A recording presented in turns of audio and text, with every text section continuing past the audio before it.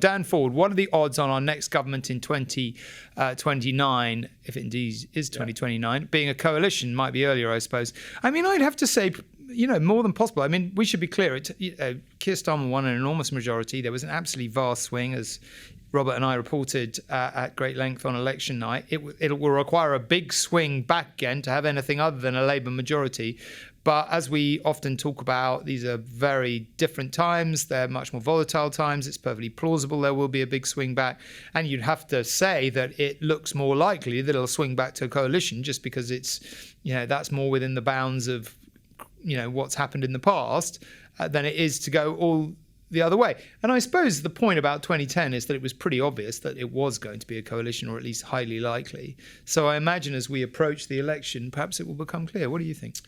So if you look at the polls, recent ones have indicated or said that the most likely outcome would be Reform being the largest party, but not having an overall majority. So if you believe these polls, I mean, they're obviously true at the moment they're done. They're not necessarily going to be true in 3 or 4 years' time. Then you would say right now, some kind of right-wing, either minority government or formal coalition is a very plausible, arguably the most plausible outcome right now. I suppose it is possible to foresee an electoral pact between Reform and the Tories and then possibly some kind of merger or folding them in together. But I still feel there's a long way to go. The Tories can recover, Labour can recover, Reform, which currently is the recipient of all the protest votes at the moment, may begin to fade. But I don't think that can be guaranteed. One of the things that's very striking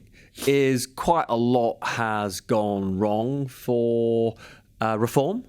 They had a chairman who quit in high dudgeon in very embarrassing circumstances and then was reinstated to another role. We had recently one of their MPs throw himself out of the party because he's being investigated for allegedly doing some very dodgy things, taking some loans he shouldn't have taken from the government during COVID. We had another Reform MP who was thrown out after he disagreed vehemently with the direction of the party and was critical of Nigel Farage. So normally, these sorts of things would really damage a party's standing in the polls, but it hasn't.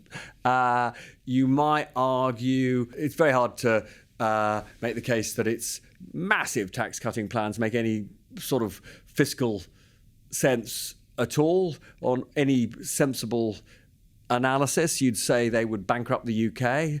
Nigel Farage says it's work in progress, and maybe they will come up with a way of paying, genuinely paying for these tax cuts, but they're nowhere near any of that. And again, mostly this would be political suicide for a party. This doesn't appear to have been so damaging. So what does it tell you? It tells you that Reform is gathering the support of the very, very, very many British people who just say to the established parties, a curse on all your houses. They've just lost confidence in the Tories. They thought the Tories were incompetent, and many of them are unimpressed with Labour. Now, if you then assume that we're at the high point of, which may or may not be right, but the high point of disillusionment with this government, the high point of protest, and that Labour swings back a bit over